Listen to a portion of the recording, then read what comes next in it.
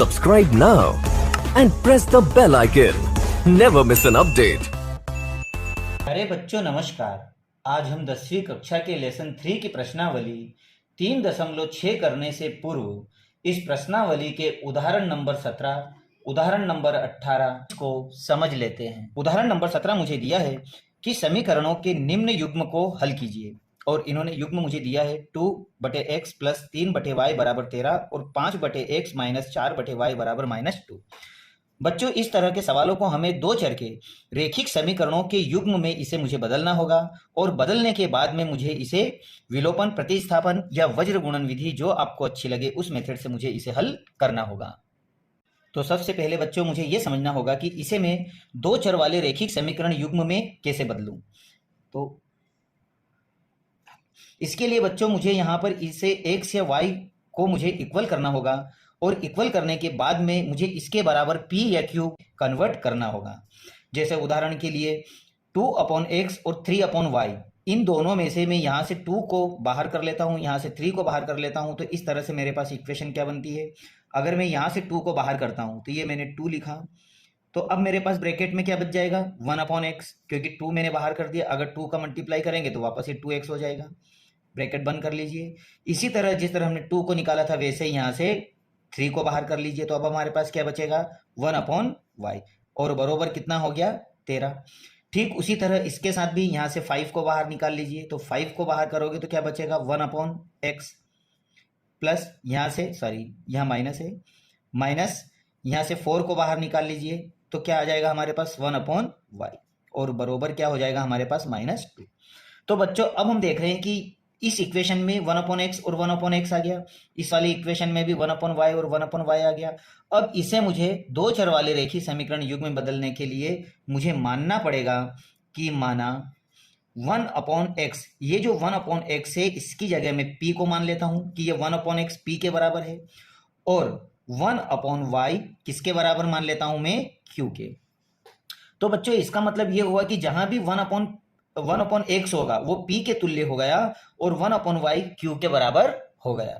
तो जहां पर भी 1/x है वहां मैं क्या लिखूंगा 2, तो बच्चों उसकी जगह पे ही रहेगा और 1/x का मान आपने p माना है तो ये 2p हो गया, प्लस 3 उसकी जगह पर ही है और 1/y बराबर किसके बराबर हो गया q के और बराबर हो गया 13। यह बन गया आपकी समीकरण नंबर 1।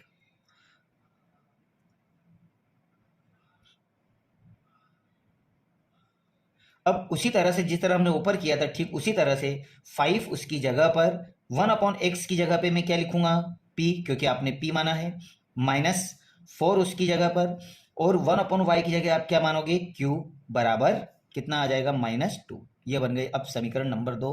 तो बच्चों समीकरण 1 और 2 आप इससे किस तरह से बनाई वो बनाते सीख गए होंगे। अब समीकरण 1 और 2 को हम विलोपन, प्रतिस्थापन या वज्र गुणन विधि जो आपको अच्छी लगे उस मेथड से कर सकते हो। मैं इसे करता हूं विलोपन विधि से।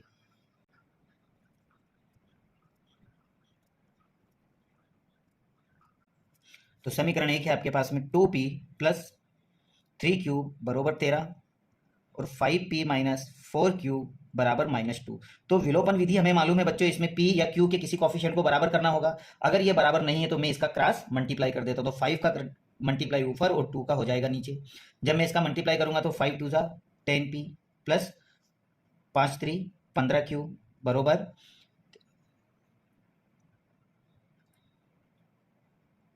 और 13 पंजे 65। उसी तरह से 2 का मल्टीप्लाई करोगे तो ये हो जाएगा हमारे पास 10p माइनस 4 4 4 दूनी 8q बरोबर -2 2 2 दूनी 4।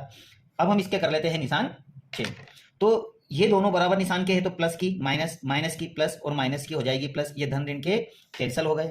अब यहां पर हम देख रहे हैं कि ये दोनों ही प्लस के हैं, तो जब मैं 15 और 8 को जोड़ूंगा तो मेरे पास में आएगा 23, तो ये हो जाएगा मेरे पास में 23q और ये दोनों भी प्लस प्लस के हैं, तो जब मैं 65 में 4 को जोड़ूंगा तो मेरे पास में आएगा 69। अब मैं 23 से इसको भाग लगा देता हूं तो q की वैल्यू आ जाएगी। तो जब मैं 69 में 23 से इसको डिवाइड करता हूं तो ये आता है 23 दिया 69, अर्थात q का मान आ गया 3।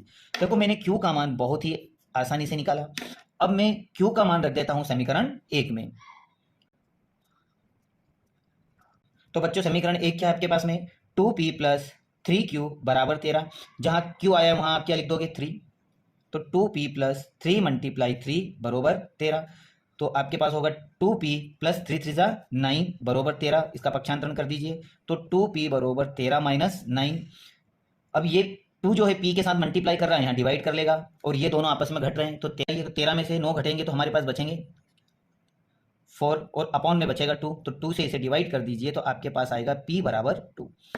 तो p बराबर 2 और q बराबर आपके पास आ गया 3। तो बच्चों ये आपके आंसर नहीं है, क्योंकि यहाँ पर हमारा देखो ये जो हमारी इक्वेशन है x और y में है, और हमारा आंसर p क्यों में आ रहा है। उसका कारण है क्योंकि हमने इसके बराबर इसे माना था। तो जो चीज आपने मानी थी उसमें वापस p और q की वैल्यू रख दीजिए, तो आपका x और y का मान आ जाएगा। तो अब यहाँ पर हमने जो माना था वो लिख लीजिए। हमने यहाँ पर माना था, हमने क्या माना था यहाँ पर देखिए, आपने माना था कि 1/x बराबर p माना था, और दूसरा आपने माना था कि 1/y बराबर q है। अब p और q की वैल्यू आप निकाल चुके हो, तो p की जगह p की वैल्यू रख दीजिए। तो p की वैल्यू आपके पास 2 है, ये जब क्रॉस मल्टीप्लाई करेगा तो 2x हो जाएगा बरोबर में 1, और 2 इसे डिवाइड करेगा तो x का मान आएगा 1/2। ठीक उसी तरह से इसे देखिए, 1/y बराबर q का मान आपने क्या निकाला 3, इसका क्रॉस मल्टीप्लाई करो तो 3y बरोबर 1, तो y बराबर हो गया 1/3। तो इस तरह से मेरे x और y दोनों के ही मान यहाँ पर आ चुके हैं। तो मैं अब उत्तर में लिख सकता हूं,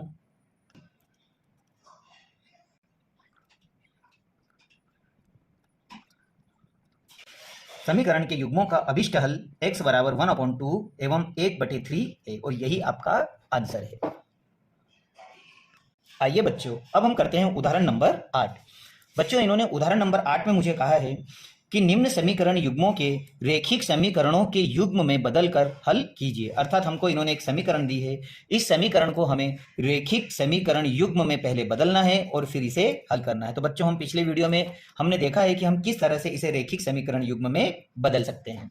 तो बच्चों रेखिक समीकरण युग्म में बदलने के लिए सबसे पहले मैं इसे इक्वल करूंगा, और इक्वल करने के लिए पिछली बार जिस तरह से हमने कॉमन ऊपर से बाहर निकाल ली थी संख्या, उसी तरह से यहाँ से मैं 5 को बाहर निकालकर इसे इक्वल कर लेता हूँ।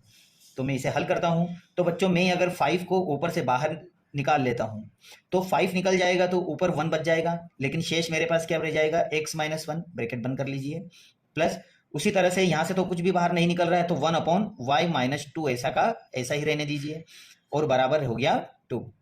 यहाँ से हम 6 को बाहर कर लेते हैं, तो मैं 6 को बाहर करता हूँ तो क्या बच जाएगा 1/x - 1, ब्रैकेट बंद कर लीजिए, माइनस यहाँ से 3 को बाहर कर लीजिए, तो शेष हमारे पास बचेगा 1/y - 2 बराबर 1। अब बच्चों यहाँ पर हम ये देखते हैं कि 1/x - 1 और 1/x - 1 दोनों इक्वल हो गए, तो इसकी जगह पर मैं p मान सकता हूँ।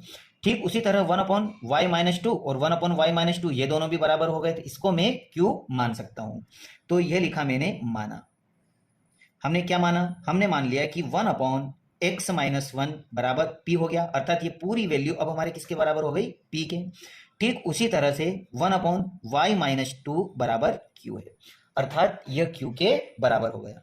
अब मैं इस वैल्यू की जगह p लिख दूंगा और इसकी जगह पर q लिख दूंगा। बच्चों हमने जो ये माना था इसे अपने दिमाग में रखना, क्योंकि आगे जाकर यह हमें बहुत ही काम आने वाला है। क्योंकि जब मैं इक्वेशन को ट्रांसफर कर दूंगा, बदल दूंगा यहाँ पर रेखिक समीकरण युग्म में, और उसको सॉल्व करने पर वापस मुझे यहाँ p और q की वैल्यू रखकर x और y के मान निकालने पड़ेंगे, अर्थात इसे आप ध्यान रखना। तो मैं इसे बदलता हूँ, तो 5 तो उसकी जगह पे ही है। अब आपने 1/x - 1 के बराबर क्या माना है, p, तो अब ये पूरा p में कन्वर्ट हो गया, मतलब 5p हो गया, प्लस ये q में कन्वर्ट हो गया, तो q ऐसे कैसे आ जाएगा, क्योंकि यहाँ पर कोई मल्टीप्लाई में नहीं है, इक्वल टू, ये बन गया आपकी समीकरण नंबर 1। समीकरण नंबर 2 आपको पता चल गया होगा, अब 6p आ जाएगा, प्लस माइनस 3 उसकी जगह पर ही है, तो ये आ जाएगा हमारे पास में q के बराबर, और इक्वल क्या आ जाएगा 1। बच्चों ये हो गई आपकी समीकरण नंबर 2। अब समीकरण 1 या 2 को आपको जो अच्छी विधि लगे आप उस विधि से इसे सॉल्व कर लीजिए, और सॉल्व करने के बाद में आप इसके आंसर निकाल लीजिए। तो मैं यहाँ पर इसे विलोपन विधि से करता हूं।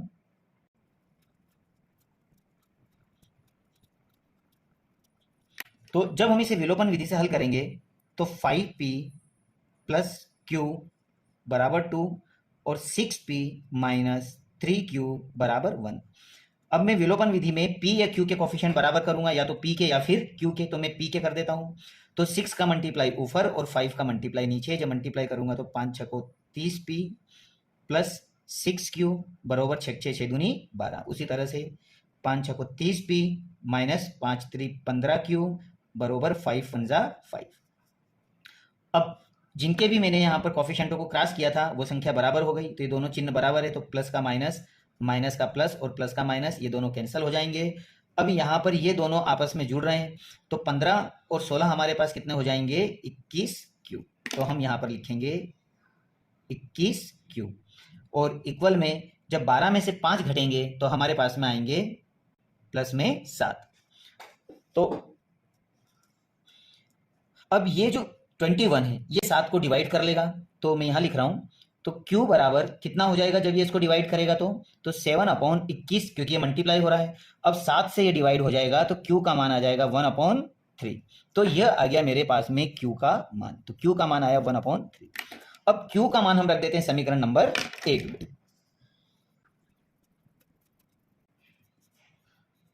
तो बच्चों समीकरण 1 है आपके पास में 5P + Q बराबर 2।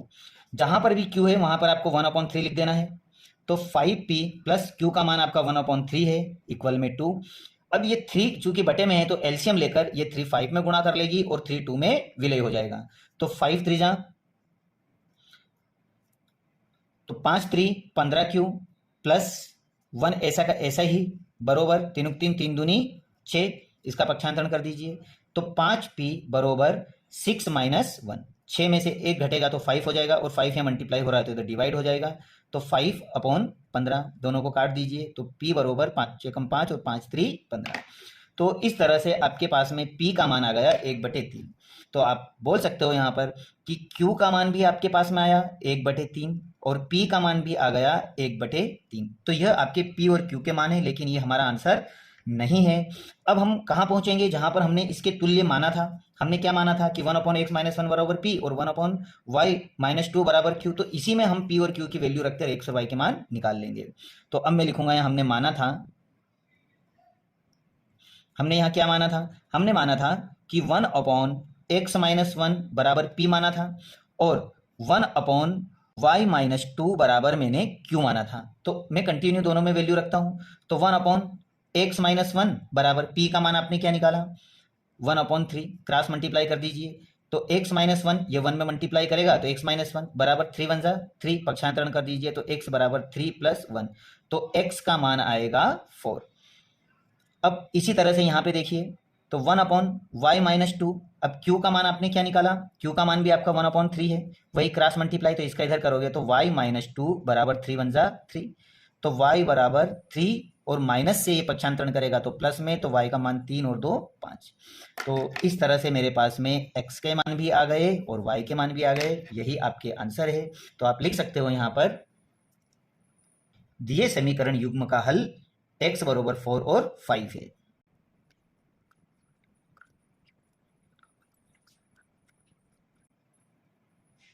और यही आपका आंसर है।